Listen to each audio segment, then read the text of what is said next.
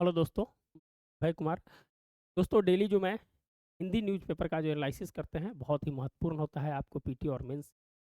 तो क्या-क्या है आज के लिए जो हॉट टॉपिक है इस पे चर्चा करेंगे। आप जब नए हैं इस चैनल पे तो ज़रूर है जो लाइक एंड सब्सक्राइब ज़रूर कीजिएगा, लोगों के बीच कीजिएगा।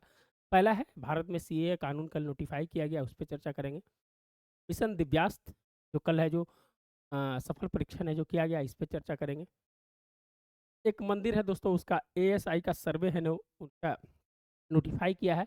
एक मंदिर है धार के भोजशाला सरस्वती मंदिर, किस प्रकार का इसका विवाद है उस पे थोड़ी चर्चा करेंगे। जो चुनाव पर मंडरा रहा एआई का खतरा उस पे है जो थोड़ा चर्चा करेंगे। पिपरी रिपोर्ट्स आया है जो आपका जो रक्षा जो आयात और निर्यात होता है उस पे चर्चा करेंगे। और ऑस्कर पुरस्कार जो मिला है उस पे है थोड़ी चर्चा। तो पहला जो आज का टॉपिक है दोस्तों बहुत ही इंपॉर्टेंट है आपके पीटी पॉइंट मेंस और दोनों से। हिंदू सिख शरणार्थियों को मिलेगी भारत की नागरिकता इस पे है जो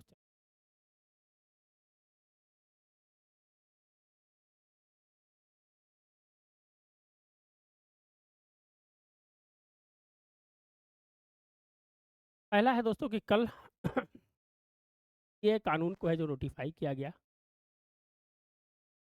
नोटिफाई किया गया, ध्यान रखिएगा। इस पे चर्चा करेंगे कि भारत में नागरिकता के प्रावधान क्या है, संविधान में क्या है जो इसका वर्णन किया गया, इस पे चर्चा करेंगे। तो भाग 2 आप जानते हैं दोस्तों कि नागरिकता की है जो चर्चा है जो संविधान में कर नागरिकता के आर्टिकल 5 से 11 ये है जो नागरिकता किस प्रकार से दी जाती है, दिया जाता है, किस प्रकार से निर्मुक्त किया जाता है, ये है जो इसमें है जो चर्चा है। तो क्या किया गया है कि 1955 में है जो सबसे पहली बार है जो नागरिकता है जो संशोधन है जो किया गया। 1955 में पहली बार नागरिकता संशोधन किया गया था और अभी बार है जो 9 बार है जो इसमें है जो संशोधन हो चुका है। बार 1955 से लेके है जो 9 बार है जो इसमें है जो संशोधन किया गया है। क्या है सीएबी क्या है और सीए क्या है इस पे है जो थोड़ी हम चर्चा करते हैं। पहला है कि दोस्तों जब प्रधानमंत्री मोदी जब सरकार बनी तो 2016 में ए बी आया। ए बी का मतलब होता है सिटीजन अमेंडमेंट अमेंडमेंट बिल 2016 में है जो दोस्तों है जो इसे को है जो लोकसभा में रखा गया, लेकिन कुछ कारणवश है जो इसे 2019 में है जो इसे 11 11 दिसंबर राज्यसभा में और 12 दिसंबर को लोकसभा से है जो इसे पारित करा लिया गया दोस्तों, और दिसंबर में है जो इसे पूरी तरह से जो नोटिफाई है जो कर दिया गया था राष्ट्रपति महोदय के द्वारा। उस समय है जो राष्ट्रपति कौन थे रामनाथ कोविंद साहब थे, उन्होंने है जो इसको नोटिफाई कर दिया। अभी मामला क्या है इस पे है थोड़ी हम चर्चा करेंगे। मामला है दोस्तों की जो नागरिकता है, नागरिकता के बारे में कहा जा रहा है जो पाकिस्तान, अफगानिस्तान अफगानिस्तान और बांग्लादेश बांग्लादेश बांग्लादेश से जो भी विस्थापित अल्पसंख्यक हैं जो वहाँ पर रहने के लिए मजबूर हो रहे हैं, विस्थापित अल्पसंख्यक, इसमें मुस्लिम समुदाय को छोड़कर मुस्लिम समुदाय को छोड़कर जो 6 कम्युनिटी है दोस्तों, बाकी जो हिंदू, बौद्ध, जैन, पारसी जो भी हैं, उनको है जो भारत में है जो नागरिकता देने के लिए है जो सीएए कानून है जो लाया गया है। अब सीएए कानून जो है सिटीजन अमेंडमेंट एक्ट, अब इसे जब ये पारित हो गया तो है जो एक्ट में बदल जाता है। आप जानते हैं कोई अधिनियम जो रहता है जब राष्ट्रपति की मोहर लग जाती है तो है जो फाइनली रूप से दोस्तों सीएए में है जो परिवर्तित हो गया, एक्ट बन गया।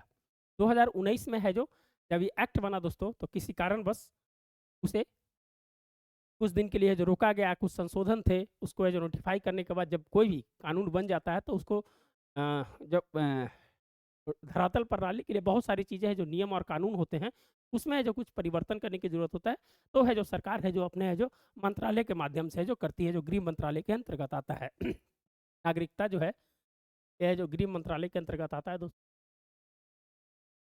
भारत सरकार के गृह मंत्रालय के अंतर्गत आता है। इसमें कहा गया है कि जो समस्याएँ हैं, क्या समस्याएँ हैं? इसमें भारत के जो नागरिक हैं, उनसे है जो इसका कोई भी वास्ता नहीं है। अफ़वाह में नहीं पड़े। भारत के जो नागरिक ऑलरेडी हैं, उनसे है जो इस चीज़ का है जो कोई वास्ता नहीं है। जो है जो पाकिस्तान, अफ़गानिस्तान, बांग्लादेश से जो भी मुस्लिम समुदाय को छोड़कर जितने भी धर्म हैं, वो अगर भारत में आना चाहते हैं, अगर उनको यहाँ पर प्रॉब्लम हो रही है वहाँ पर, तो है जो भारत में है जो सीएए के एक पोर्टल है, उस पोर्टल पर अपना आवेदन कर सकते हैं। आवेदन करने के बाद उसको है जो भारत सरकार है जो उसे जाँच-पड़ताल करेगी। उसके बाद है जो उसे है जो नागरिकता का एक सर्टिफ़िकेट दिया जाएगा। वो है जब जब दे दिया जाएगा, तब है जो भारत के है जो नागरिक बन जाएँगे। इसमें है दोस्तों कि कुछ नियम हैं कि 31 दिसंबर अभी तक जो है 2014 से पहले जो भारत में रह रहे हैं, जो भारत में आए हुए हैं, जिनके पास नागरिकता नहीं है, वो है जो अब है जो एक पोर्टल पर जाकर है जो अब है जो अप्लाई है जो कर सकते हैं। पोर्टल पर अप्लाई कर सकते हैं, उसके बाद सरकार है जो उसकी जाँच करेगी, उसके बाद है जो उसे है जो नागरिकता है जो प्रदान है जो कर दिया जाए, नागरिकता है जो प्रदान कर दिया जाएगा। तो जानते हैं कि बहुत सारी जो देश में ऐसी बहुत सारी जगह हैं, को लेकर है जो इसके विरोध के स्वर है जो उठे हैं। बहुत सारे राज्यों ने कहा कि हम है जो इसे है जो लागू नहीं करेंगे। वैसे जो राज्य हैं दोस्तों, बंगाल हैं, तमिलनाडु हैं, केरला हैं, उन्होंने है जो कहा है कि हम है जो सीएए को है जो लागू है जो नहीं करने देंगे। दूसरा चीज़ कि जो समस्या हैं, जो आप समझना चाहते हैं कि समस्या है जो क्या है? समस्या है दोस्तों कि मान लीजिए कि कोई भारत में 5 साल से ज़्यादा, पहले कहा था कि 10 साल जब यहाँ रहेगा तो है जो अप्लाई कर सकता है नागरिकता के लिए। अब उसे घटाकर है दोस्तों 5 साल है जो कर दिया गया है। कितना कर दिया गया है? 5 साल है जो उसको है जो कर दिया गया है। तो निश्चित रूप से अब है जो भी विस्थापित लोग जहाँ रह रहे हैं, उनके लिए है एक मौका है कि भारत में है जो आकर है जो अपनी नागरिकता है जो प्रदान कर दें। दिक्कत क्या है दोस्तों कि जब नागरिकता मिलेगी तो संसाधन पे दबाव पड़ेगा, साधन पे दबाव पड़ेगा। दूसरी चीज़ कि जो समस्याएँ हैं, भारत ऑलरेडी है जो दोस्तों है जो समस्या से जुड़ा हुआ है, भारत के पास सीमित साधन है। लेकिन कुछ ऐसे राजनीतिक के केंद्र होता है, जब चुनाव का समय आता है तो इस प्रकार के है जो बोला जाता है कि लास्ट बॉल पे छक्का मारने की बात है, उस प्रकार से है जो इसको भी है जो अभी है जो देखा जा रहा है। दूसरा चीज़ कि भारत एक सेक्युलर कंट्री है, भारत एक सेक्युलर कंट्री है, भारत एक सेक्युलर कंट्री है। जब सेक्युलर कंट्री है तो मुस्लिम को मुस्लिम को छोड़ना एक कहीं न कहीं है जो प्रश्न चिन्ह है जो ज़रूर उठेगा। क्योंकि दोस्तों पाकिस्तान में अहमदिया, उनको है जो मुस्लिम है जो वहाँ नहीं मानता है। बांग्लादेश में रोहिंग्या की अगर बात करें, उनका भी है जो दोस्तों है जो वहाँ पर है जो प्रताड़ना होता है, रोहिंग्या। और अफ़गानिस्तान में जो अल्पसंख्यक समुदाय हैं, के साथ भी है जो कहीं न कहीं है जो ये समस्या है जो उठती है। तो निश्चित रूप से कहा जा रहा है कि भारत एक सेक्युलर कंट्री होते हुए अगर इस धर्म को छोड़ रहा है, तो भारत के ऊपर है जो संवैधानिक जो प्रावधान है, उसको कहीं न कहीं है जो प्रश्न चिन्ह है जो खड़ा है जो इस पर है जो माना जा रहा है। तीसरा चीज़ है कि दोस्तों मान लीजिए कि कोई आतंकवादी संगठन है जो इस प्रकार की है जो बातें करता है और किसी तरह से है जो भारत में किसी नागरिकता देकर भारत की आंतरिक स्थिति को बिगाड़ना चाहता है, तो ये भी है जो बहुत बड़ी है जो समस्या हो रही है। अब है जो सरकार है जो इससे किस प्रकार से है जो इसका है जो निराकरण करेगी, ये भी है जो एक देखने वाली है जो बात होगी। दूसरा चीज़ है कि दोस्तों 1971 के युद्ध में आप जानते हैं कि बांग्लादेश से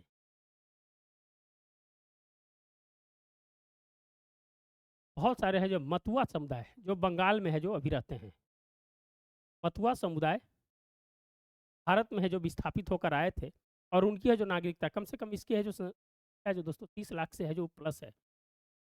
जो मतुआ समुदाय है, ये है दोस्तों जो 24 परगना परगना में है जो ये लोग रहते हैं अभी। और निश्चित रूप से है जो जब सीए लागू हो गया तो इनके लिए है जो नागरिकता का अब है जो नागरिकता की है जो एक जो इनकी जो इंतज़ार थी अब कहीं न कहीं है जो इनकी ख़त्म होगी। कल है जो वहाँ पर 24 परगना में है जो एक दिवाली के रूप में भी है जो मनाई गई है। तो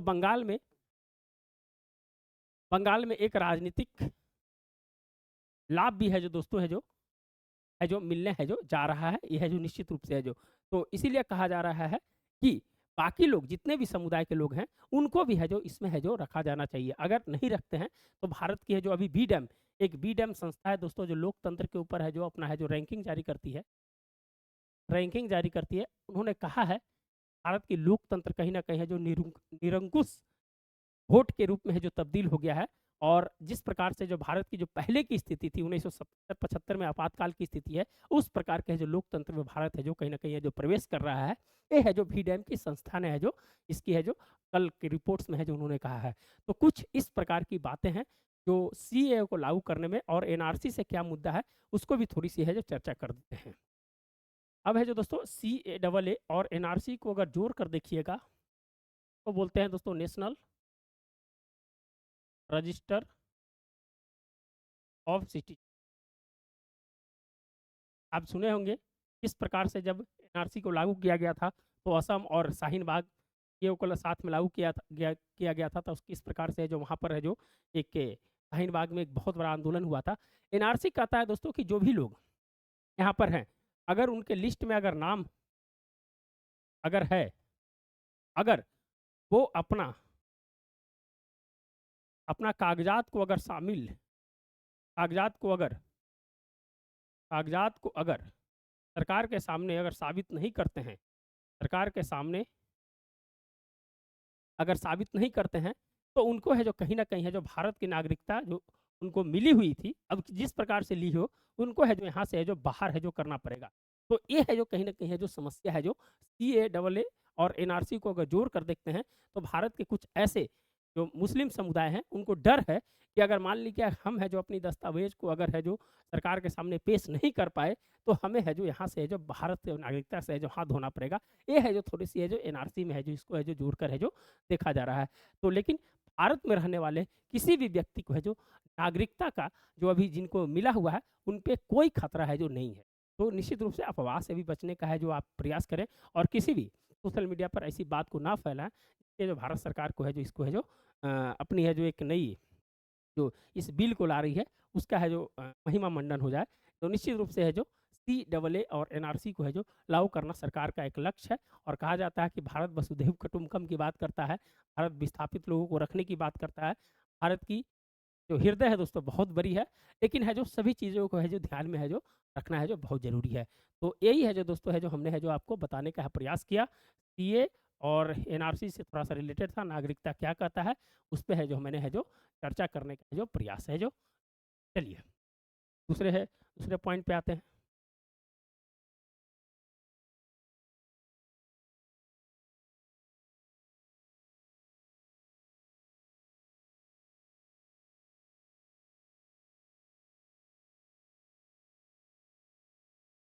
दूसरा है दोस्तों मिशन दिव्यास्त्र। अब इस पे है जो थोड़ी चर्चा करते हैं, मिशन दिव्यास्त्र क्या है जो?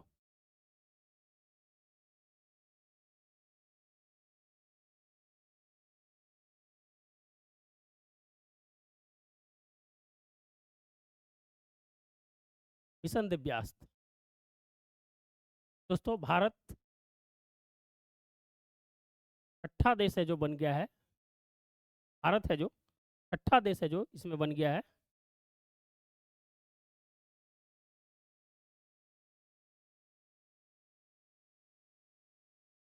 हाँ, भारत है जो इसी पे है जो है कोई बहुत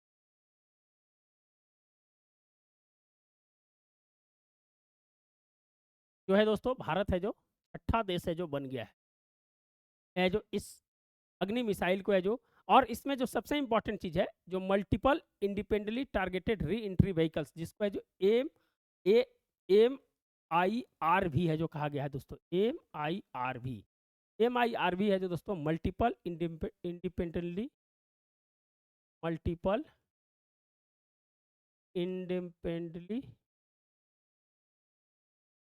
री एंट्री व्हीकल्स है दोस्तों। ये है जो कहाँ से किया गया है, ये है जो उड़ीसा के कलाम द्वीप से है जो इसे है जो कल है जो कलाम द्वीप से है जो लॉन्च किया गया। कलाम द्वीप से है जो इसे लॉन्च किया गया। पहले दोस्तों इसका नाम था भीलर द्वीप। पहले इसका नाम भीलर द्वीप था। 2015 में इसे जो कलाम द्वीप है जो नाम है जो चेंज किया गया।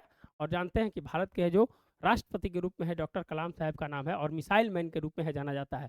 1983 में भारत में है जो मिसाइल प्रोग्राम है जो चालू हुआ था दोस्तों। मिसाइल प्रोग्राम है जो चालू किया गया था। और जानते हैं कि उसमें है जो कौन कौन था। PATNA, P से पृथ्वी, A से अग्नि, T से त्रिशूल, N से नाग और A से है जो अस्त्र है जो ये है जो मिसाइल की पूरी है जो एक प्रक्रिया है जो की गई थी और किस प्रकार से है जो पटना, ट्रिक याद रखिएगा, पटना इस प्रकार से जो मिसाइल का है जो 1983 से लेके 2008 तक है जो इसका है जो पूरा है जो प्रक्षेपण किया गया। उसमें है जो अग्नि मिसाइल के माध्यम से है जो दोस्तों इसे है जो MIRV तकनीक के लैस है जो अग्नि 5 मिसाइल का है जो सफल परीक्षण किया गया है। इसमें इंपॉर्टेंट चीज़ अगर बात करें दोस्तों,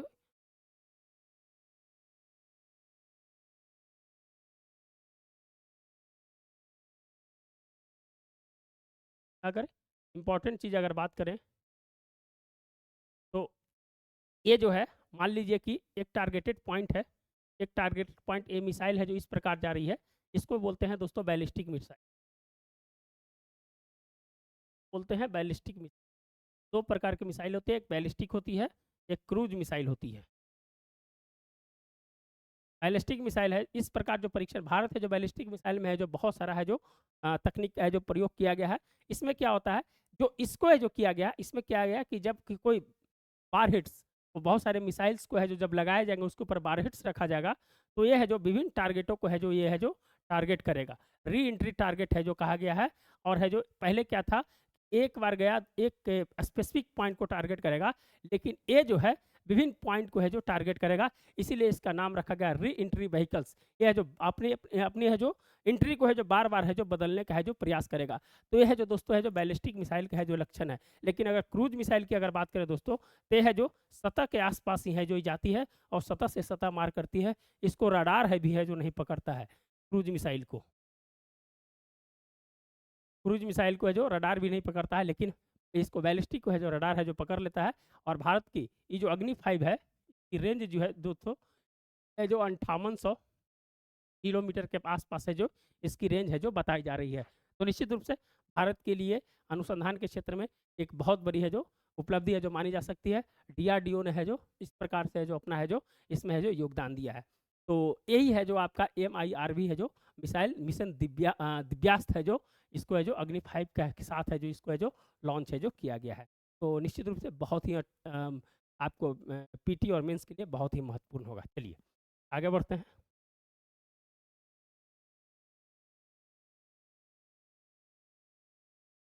एक मंदिर है दोस्तों, धार का भोजशाला सरस्वती मंदिर का होगा ASIA। जानते हैं कुछ दिन पहले ज्ञान वापी मंदिर मस्जिद के बारे में आप सुने होंगे। वहाँ पर है जो सर्वे है जो किया गया था, उसी के तर्ज पर यहाँ पर है जो सर्वे किया जाएगा। यह है जो दोस्तों इंदौर में है।